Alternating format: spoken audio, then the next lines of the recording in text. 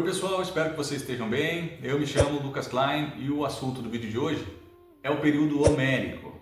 Entender um pouco mais sobre o período homérico é muito importante para que a gente compreenda um pouco melhor as origens da cultura grega e, consequentemente, da cultura ocidental. Estamos falando de um recorte temporal do ano de 1150 a.C.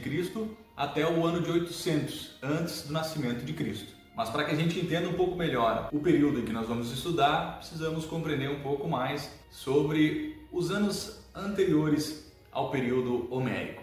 Vamos voltar um pouco, pessoal, para o ano de 1200 a.C. O período homérico, 1150 a.C. E o período que nós vamos tratar agora é o ano de 1200 a.C., por volta de 1200 a.C. Estamos falando da civilização micênica que vivia na Grécia continental. A comunidade micênica, pessoal, já era uma comunidade bem estruturada. Eles tinham diversas construções, existia uma hierarquia social bem estipulada nessa civilização e eles também tinham uma escrita já estabelecida e utilizada. E essa escrita acaba por se perder após o colapso da Idade do Bronze. O que significa isso? Diversas civilizações que viviam ao redor do mar Mediterrâneo sofreram com alguns desdobramentos entre terremotos, invasões de povos vindo de outros territórios e crises internas, entre outros problemas que foram gerados, que acabaram por consequência no declínio e no fim dessas civilizações. Então vamos entender um pouco mais sobre esse momento. A civilização micênica acaba por entrar em declínio e os centros urbanos são destruídos e a população que resta acaba migrando para as áreas rurais. A comunidade que migra para as áreas rurais leva consigo o que sobrou, sendo que nesse período a escrita já não era mais utilizada, já tinha se perdido a produção e a continuação da escrita da civilização micênica. Então a cultura era passada a partir dali de forma oral. Isso vai ser importante para a gente entender um pouco mais até sobre o nome do período homérico que a gente está estudando aqui. Essa comunidade então migra para as áreas rurais e acaba constituindo comunidades através de um dito grau de parentesco entre elas. Elas sentiam e diziam e entendiam que entre si existia algum antepassado, algum ancestral que comumente era associado a um deus ou a um grande herói, mas que elas tinham essa ligação entre si. Através dessa ligação, elas constituíam uma comunidade, a comunidade gentílica, os genos. E os genos, eles tinham a liderança de um pater, que era na figura sempre de um homem mais velho, que acabava tomando a iniciativa de liderança, a iniciativa militar, a iniciativa sacerdotal dentro da comunidade. Ele era um líder geral. É daí que surge um pouco do tema de um patriarcado, é da figura do pater, o homem mais velho e responsável por todas as dinâmicas da liderança dessa comunidade. A gente começa a entender por aí, pessoal, que existia um sistema estabelecido da civilização micênica. Esse sistema é quebrado, é colapsado através do colapso da Idade do Bronze, assim como aconteceu com outras populações ao redor do mar Mediterrâneo, e inicia-se então aí, através dessa migração, um novo sistema. E esse novo sistema, onde a cultura era passada de forma oral, é o que a gente estuda como o período homérico.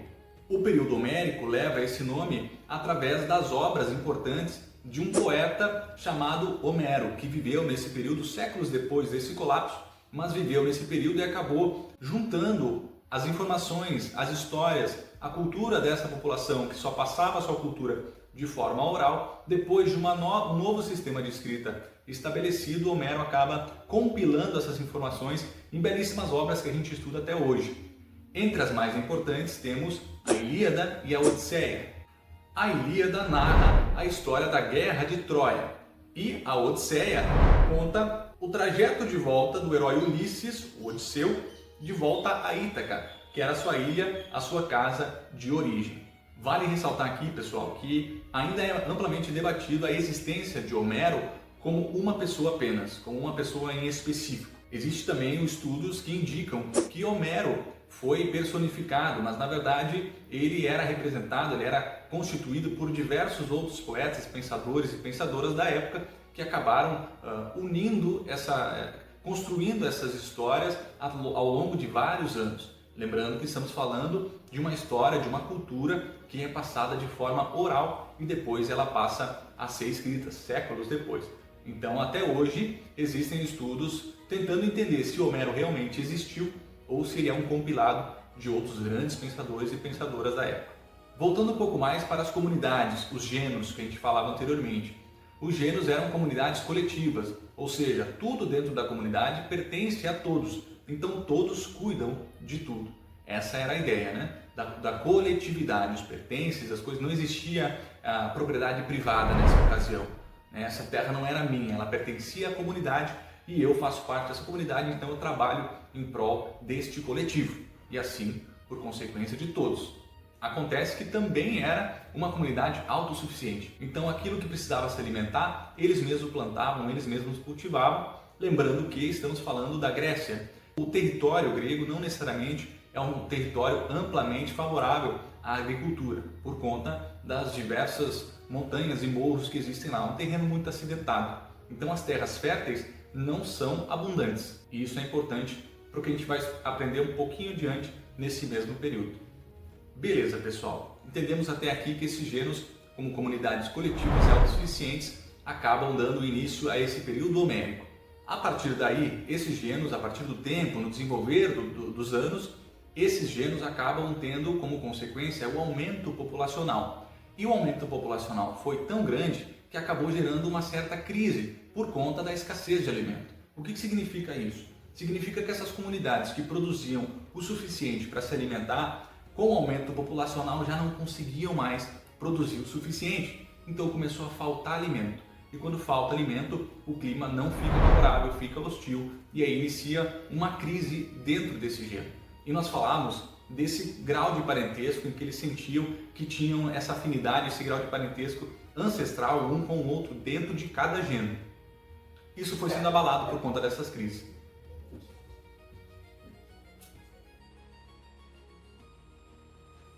A crise então é agravada, é aumentada ao longo do tempo e os pátria não conseguem mais dar conta de conciliar esse aumento populacional com a produção de alimento, começa a abalar esse sistema de parentesco e, como comentei, o clima fica bem hostil. A partir daí, os pátria tomam uma decisão em cada gênero de dividir essas terras férteis entre as pessoas.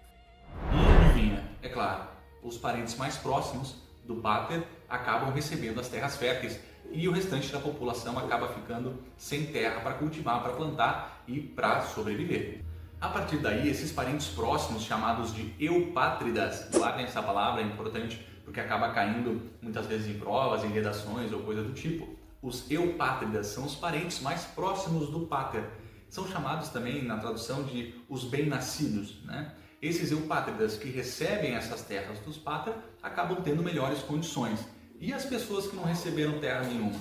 Entre as alternativas, ou essas pessoas pediam empréstimos, faziam empréstimos com os eupátridas por conta de que não tinham terras para cultivar e para sobreviver. Então precisavam de dinheiro para conseguir se alimentar e alimentar a sua família. Acabavam fazendo empréstimos com os eupátridas e esse empréstimo ele nunca conseguiria ser pago. Então acabava se tornando um sistema de escravidão em troca do pagamento dessa dívida que só aumentava, só aumentava. E quem não pegava o empréstimo acabou por migrar por outras regiões do Mediterrâneo buscando uma condição melhor de vida, de subsistência. Iniciando nesse processo a segunda onda migratória, a segunda diáspora grega.